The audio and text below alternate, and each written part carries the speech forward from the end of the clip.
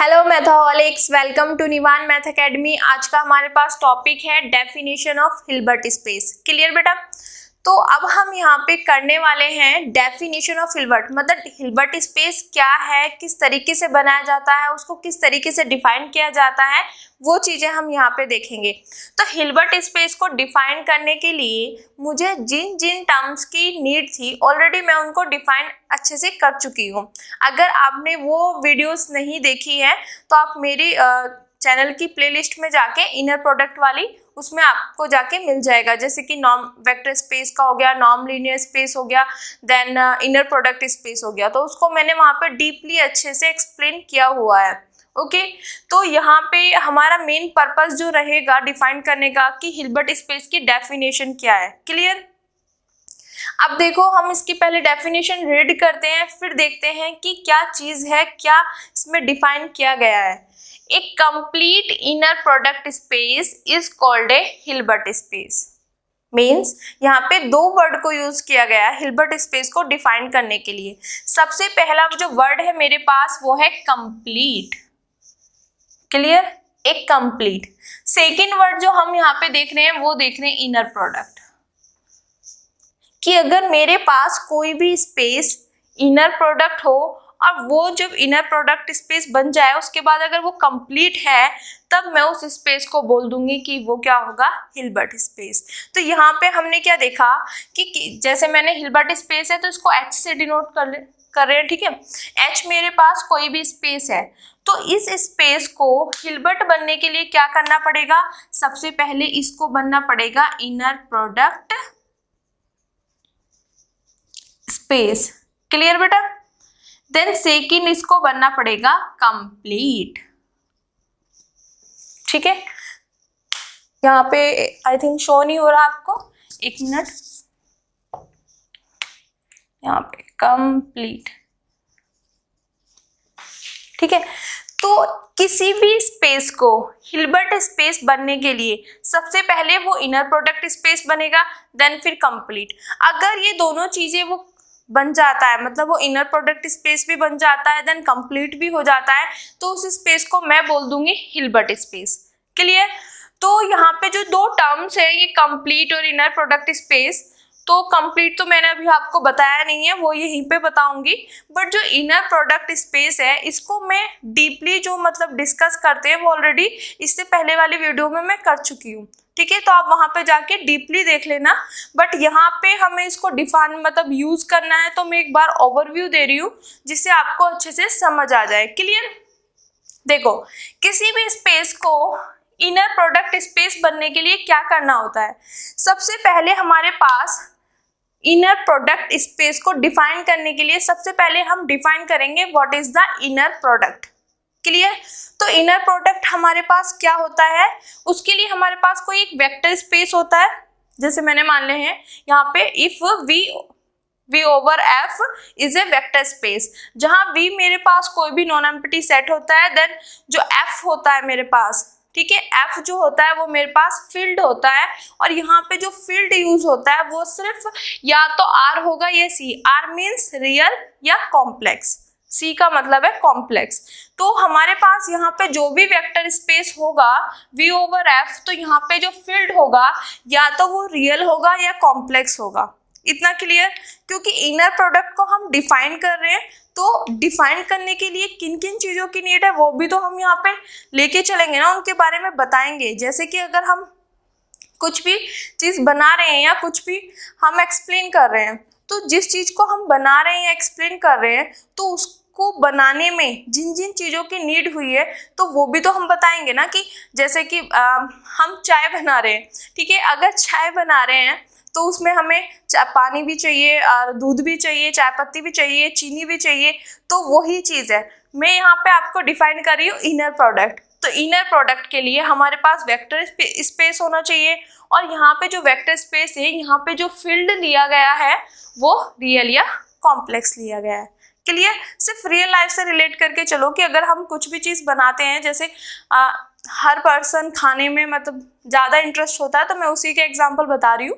ठीक है, तो अगर हम कुछ भी चीज़ बनाते हैं तो उसके लिए जिन जिन चीज़ों की नीड होती है, जो जो सामान हम यूज़ करते हैं, तो उनको बताते हैं ना कि इसमें ये डाला, ये चीज़ है, इसकी नीड है, तो वही चीज़ है। इनर प्रोडक्ट को डिफाइन करने के लिए इन चीज़ों की नीड है। देन उसके बाद क्या किया गया, एक फंक्शन है कहाँ से, V क्रॉस V से F तक। मीन्स मेरे पास कोई भी एक फंक्शन होगा, ठीक है, वो कहाँ से कहाँ तक जा रहा है, V क्रॉस V से F तक, ठीक है, ये फील्ड तक। तो यहाँ पे मेरे पास जो है ये V क्रॉस V मतलब वेक्टर स्पेस है, ठीक है, और ये जा रहा है फील्ड तक। इतना क्लियर। तो a function from V cross V to F is an inner product on vector space V over F if, ये 3 कंडीशन यहाँ पे दे दी है। ओके, अब देखो ये 3 कंडीशन दी है। तो यहाँ पे कहने का मेन पर्पस क्या है कि मैं इनर प्रोडक्ट स्पेस डिफाइन कर रही हूँ, तो उसके लिए मुझे इनर प्रोडक्ट डिफाइन करना होगा फर्स्ट, ठीक है। फिर इनर प्रोडक्ट डिफाइन करने के लिए मेरे पास एक वेक्टर स्पेस होना चाहिए, और वेक्टर स्पेस है तो यहाँ पे फील्ड है, तो फील्ड में सिर्फ रियल या कॉम्प्लेक्स यूज करूंगी। इतना क्लियर। उसके बाद यहाँ पे एक फंक्शन होगा, क्या फंक्शन क्या होगा, V क्रॉस V से F तक। तो इस फंक्शन को जो ये है, इसको मैं इनर प्रोडक्ट बोलूंगी on vector space V over F पर, अगर ये 3 कंडीशन सेटिस्फाई कर देता है। सबसे पहली कंडीशन क्या होती है हमारे पास, कॉन्जुगेट सिमेट्री प्रॉपर्टी। सेकंड हमारे पास लीनियरिटी प्रॉपर्टी होती है। देन थर्ड हमारे पास नॉन नेगेटिविटी प्रॉपर्टी होती है। और ये तीनों ही प्रॉपर्टी अपने ही नाम से अपनी मैथमेटिकल जो डेफिनेशन है यहाँ पे वो डिफाइन कर देती है। क्लियर। अब देखो यहाँ से V से जो V है, मैं यहाँ पे 3 वेक्टर लूंगी फॉर ऑल, मतलब ये मुझे 3 के लिए डिफाइन मतलब यहाँ पे यूज करना है, तो इसलिए देन यहाँ से मैं फील्ड से लूंगी स्केलर। ये आपको अच्छे से पता होगा बेटा, जब भी हम वेक्टर से लेते हैं, वेक्टर स्पेस जो कर रहे हैं, फील्ड से स्केलर आते हैं, यहाँ से वेक्टर आते हैं। क्लियर। अब देखो यहाँ पे यूज किया गया है एक्स वाई। अब देखो हमने जो ग्रेजुएशन में किया था, इनर प्रोडक्ट का ये साइन था वहाँ पे, यहाँ पे ये यूज नहीं करना है। यहाँ पे हमारे पास MSc में ये वाला साइन चल रहा है इनर प्रोडक्ट का। क्लियर। दोनों में से आप कोई सा भी यूज कर सकते हो, बट जो हमारे मेन नोट्स में है वो बता रही हूँ मैं, ठीक है। तो यहाँ पे इसको कैसे पढ़ेंगे, ऐसे नहीं पढ़ेंगे एक्स वाई का ऑर्डर टपल, नहीं, एक्स वाई का इनर प्रोडक्ट इक्वल टू होगा वाई एक्स के इनर प्रोडक्ट के कॉन्जुगेट के, ठीक है। अब देखो हमारे पास सिमेट्री प्रॉपर्टी क्या होती है, ए बी का, इसको हम ऐसे लिख सकते हैं, ये हमारे पास सिमेट्री प्रॉपर्टी होती है। बट यहाँ पे फील्ड जो है कॉम्प्लेक्स भी आ रहा है, तो कॉन्जुगेट वाला पोर्शन लग गया दिस, तो इसको बोल देंगे कॉन्जुगेट सिमेट्री प्रॉपर्टी, ठीक है बेटा। ये हो गया हमारे पास यहाँ पे। देन यहाँ पे सेकंड कंडीशन क्या है, लीनियरिटी प्रॉपर्टी, मतलब लीनियर फॉर्म। जैसे हम बचपन में पढ़ते हैं लीनियर इक्वेशन, x प्लस के b y equal to c, this is a linear equation. क्या बोलते हैं कि जो भी मेरे पास वेरिएबल्स हैं उनकी पावर, हाईएस्ट पावर जो होनी चाहिए वो 1 होनी चाहिए, 1 से ज़्यादा नहीं होनी चाहिए, सिर्फ 1 होनी चाहिए, तो वही है। तो यहाँ पे ये बेटा आपको लीनियर फॉर्म दिख रही होगी, ठीक है। तो उसी को कंबाइन करके इसलिए बोला है क्योंकि यहाँ पे लीनियर का यूज किया गया है, तो लीनियरिटी प्रॉपर्टी। अब इसमें क्या होता है हमारे पास ax प्लस बी वाई और z का इनर प्रोडक्ट, उसको हम इस तरीके से लिख सकते हैं। और इसमें लिखने का तरीका क्या है, ये स्केलर जो है बाहर आ जाएगा, x और z का इनर प्रोडक्ट, प्लस साइन है बीच में तो प्लस b बाहर आ जाएगा और y z का inner product. Clear. Now third property हमारे पास आती है नॉन नेगेटिविटी प्रॉपर्टी। क्लियर। अब देखो नॉन नेगेटिव, उस पे अलग जाने दो। अगर हम नंबर्स में बात करते हैं नॉन नेगेटिव नंबर्स, तो हम किस तरीके से बात करते हैं बेटा, वो थोड़ा सा मैं बताना चाहूंगी, ध्यान से सुनना। ये मेरे पास रियल लाइन होती है, ठीक है। यहाँ पे मेरे पास 0 होता है, इधर की साइड मेरे पास पॉजिटिव होते हैं, देन इधर की साइड मेरे पास क्या होते हैं, नेगेटिव। इतना क्लियर। तो अब मेरे पास वर्ड को देखो, वर्ड को मैच करना, नॉन नेगेटिव, नॉन नेगेटिव। तो नेगेटिव तो मेरे पास यहाँ पे, नॉन का मतलब नहीं, तो नेगेटिव वाले नहीं।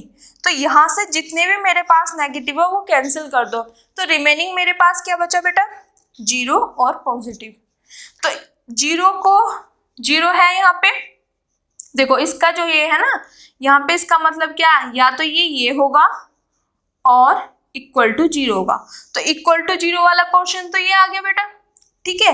देन पॉजिटिव को हम किस तरीके से कहते हैं, 0 से बड़ा, तो वो ये आ गया, ठीक है। तो नाम से ही उसकी डेफिनेशन बन रही है, नॉन नेगेटिविटी प्रॉपर्टी, मतलब यहाँ पे नॉन नेगेटिव का जो हमारे पास पोर्शन है, जो नॉलेज है वो यूज होने वाली है।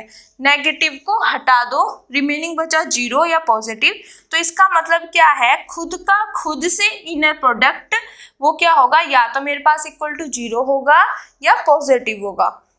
इतना क्लियर ना, ग्रेटर देन इक्वल टू 0 कैसे हुआ वो से मैंने आपको समझा दिया। एंड अगर खुद का खुद से इनर प्रोडक्ट 0 हो जाता है तो इफ एंड ओनली इफ का केस है वो इक्वल टू 0 होगा।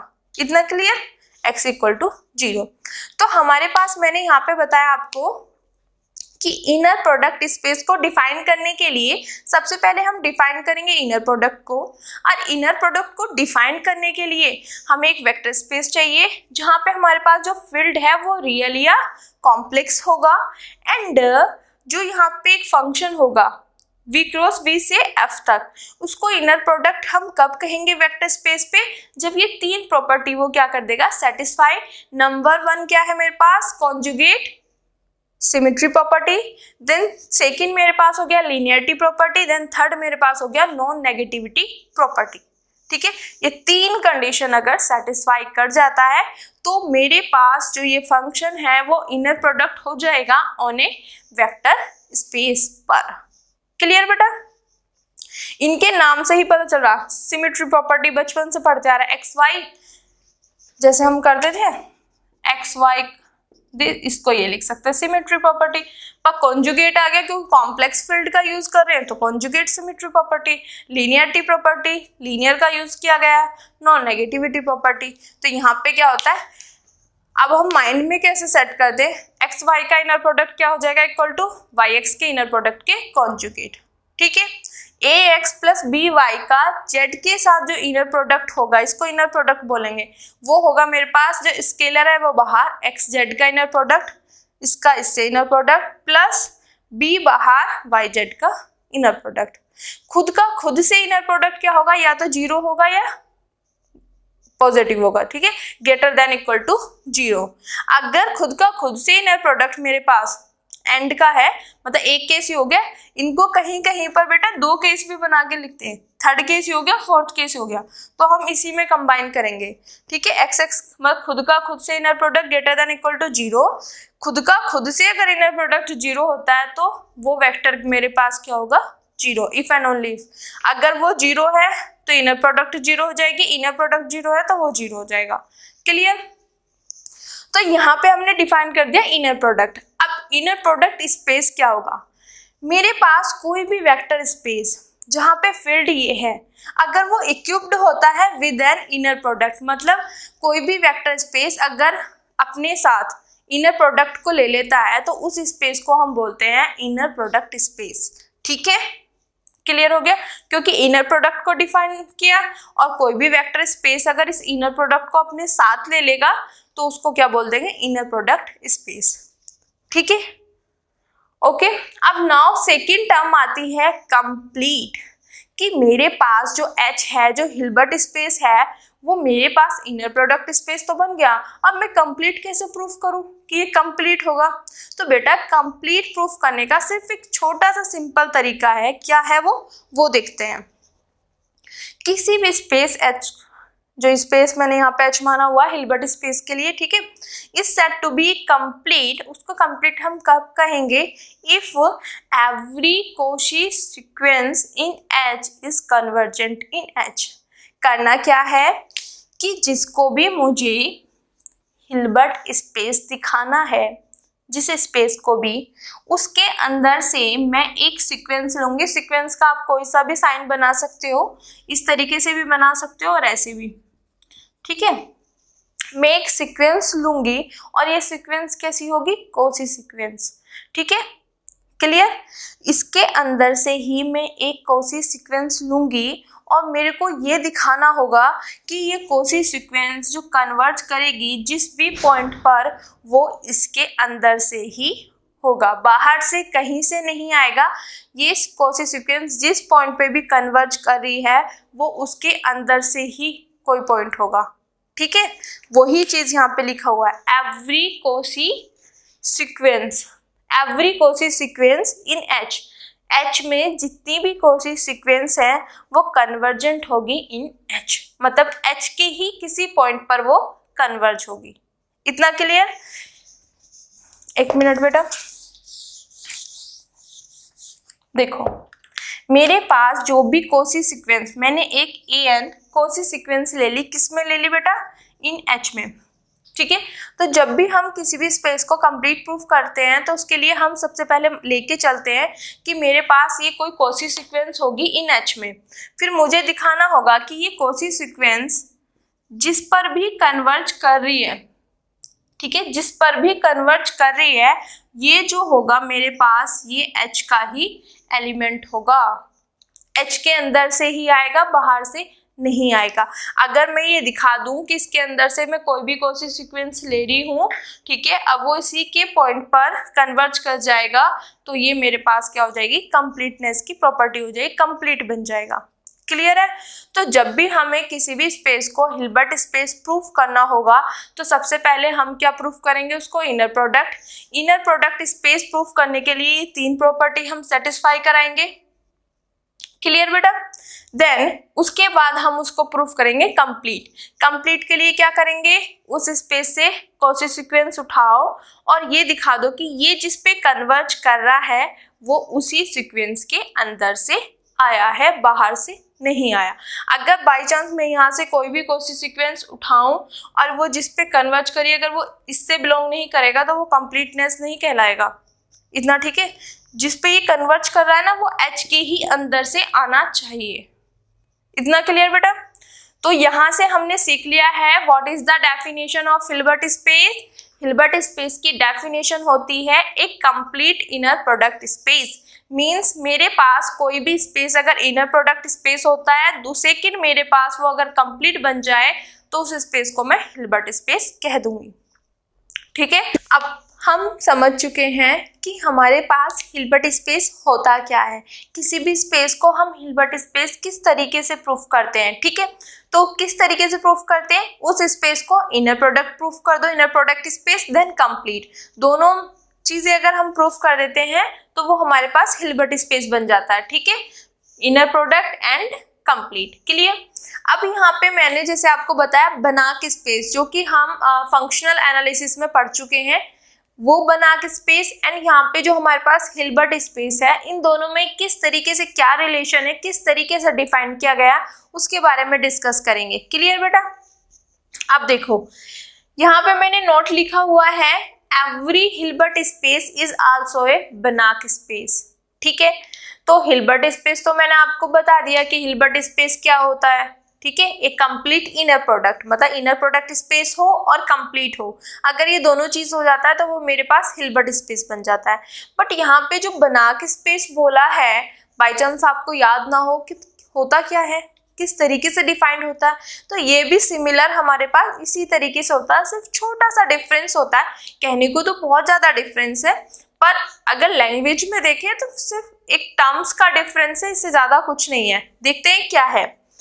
बनाक स्पेस क्या होता है मेरे पास? एक complete normed linear space is called a Banach space. Means क्या है, देखो यहाँ पे एक कंप्लीट, ये चीज तो दोनों में सेम है कि वो स्पेस भी मेरे पास कंप्लीट है, ये स्पेस भी मेरे पास कंप्लीट है। सिर्फ डिफरेंस कहाँ पे है? यहाँ पे इनर प्रोडक्ट स्पेस को डिफाइन किया गया है हिल्बर्ट स्पेस के लिए, बट बनाक स्पेस के लिए यहाँ पे नॉर्म्ड लीनियर स्पेस को डिफाइन किया गया है।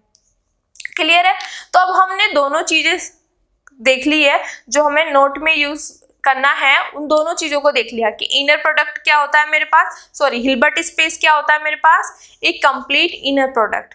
कंप्लीट उठाओ, इनर प्रोडक्ट स्पेस उठाओ और उन दोनों का जो कंबाइन होता है, उन दोनों को जो मिला के बनता है वो मेरे पास हिल्बर्ट स्पेस बनता है। इतना क्लियर?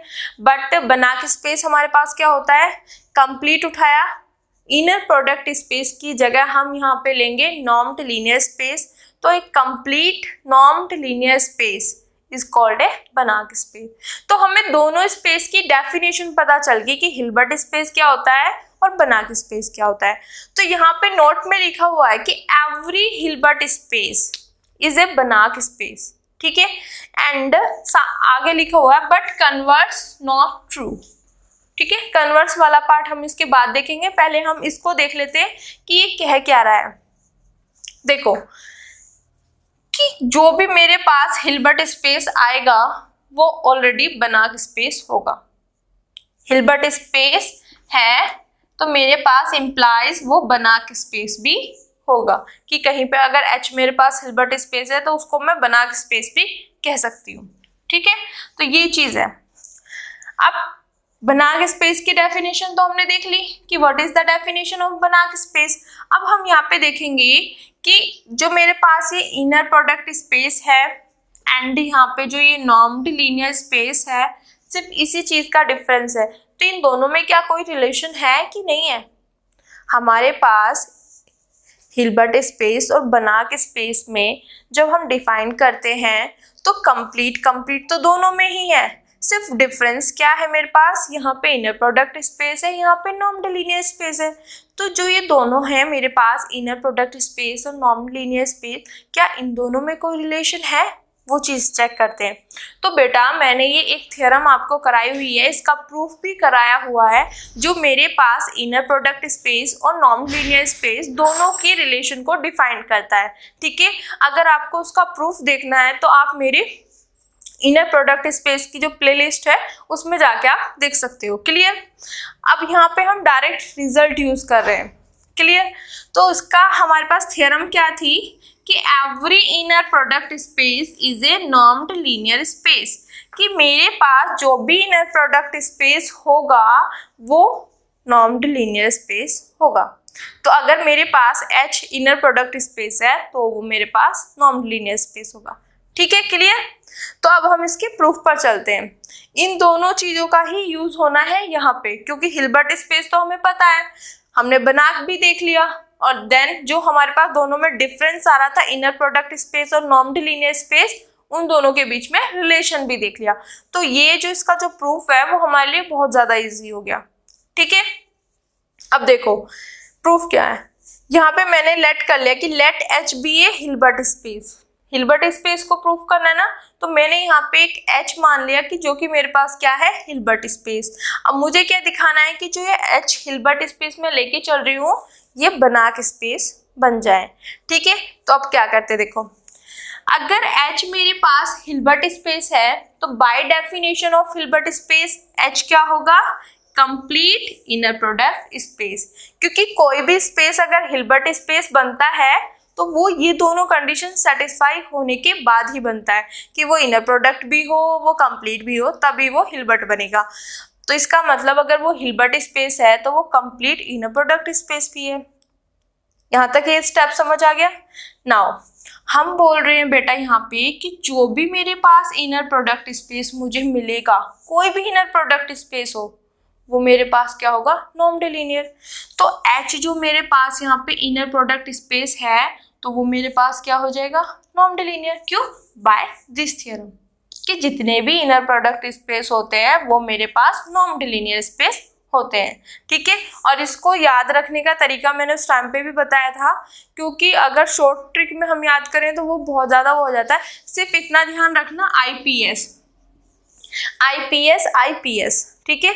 तो इसका मतलब इनर प्रोडक्ट स्पेस, आगे नॉर्म्ड लीनियर स्पेस, ठीक है।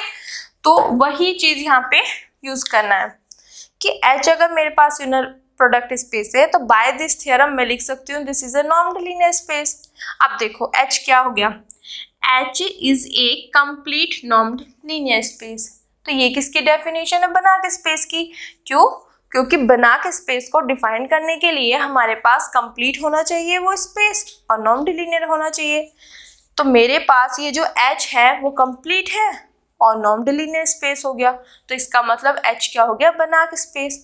मैं तो इसको हिल्बर्ट स्पेस लेके चली थी, दिखा मैंने क्या दिया, बनाक स्पेस। तो इसका मतलब क्या है कि every Hilbert space is A Banach space. क्योंकि अगर हम कोई भी हिल्बर्ट स्पेस उठा ले, कोई भी, जैसे मैंने यहाँ पे H लिया है, H एक आर्बिट्रेरी लिया है, ठीक है, आप कोई भी हिल्बर्ट स्पेस उठाओ by this theorem on this definition, वो मेरे पास क्या बन जाएगा, बनाक स्पेस बन जाएगा। तो इसका मतलब every Hilbert space is A Banach space. तो यहाँ पे हमने इसका ये वाला पार्ट तो डन कर लिया। तो आगे से याद रखना कि जितने भी मेरे पास हिल्बर्ट स्पेस होते हैं वो बनाक स्पेस होते हैं। अब देखो बाय चांस ये माइंड में चीज़ें सेट ना हो तो किस तरीके से इस चीज़ को ध्यान रखना है वो मैं एक डायग्राम से बता रही हूँ। अगर आपको ये ज़्यादा बेटर लगे तो इससे करना, डायग्राम अगर माइंड में सेट होता तो डायग्राम से करना, ठीक है। देखो H मेरे पास क्या है, हिल्बर्ट स्पेस, ठीक है, यहाँ पे लिख लेते हैं हिल्बर्ट स्पेस। अगर ये हिल्बर्ट स्पेस है H, ठीक है, तो इसका मतलब ये क्या होगा मेरे पास, inner product space, then complete. इतना क्लियर। अगर हिल्बर्ट स्पेस है तो वो इनर प्रोडक्ट होगा, देन कंप्लीट होगा। अगर इनर प्रोडक्ट है तो मुझे पता है जो भी इनर प्रोडक्ट होता है वो क्या होता है, नॉन लीनियर। तो इनर प्रोडक्ट है तो ये क्या हो जाएगा मेरे पास, नॉन लीनियर स्पेस। क्लियर। ये मेरे पास था ऑलरेडी, जो H है ये कंप्लीट तो है ही है, पर इनर प्रोडक्ट स्पेस क्या होते हैं, नॉन लीनियर स्पेस होते हैं। तो मेरे पास अब क्या आ गया कि ये कंप्लीट भी है और ये क्या है मेरे पास, नॉन लीनियर स्पेस भी है। तो बनाक स्पेस क्या होता है, एक कंप्लीट नॉन लीनियर स्पेस। तो मेरे पास जो H मेरे पास क्या बन गया, कंप्लीट नॉन लीनियर स्पेस। तो इसका मतलब H मेरे पास क्या आ गया, बनाक स्पेस। इतना क्लियर, ठीक है।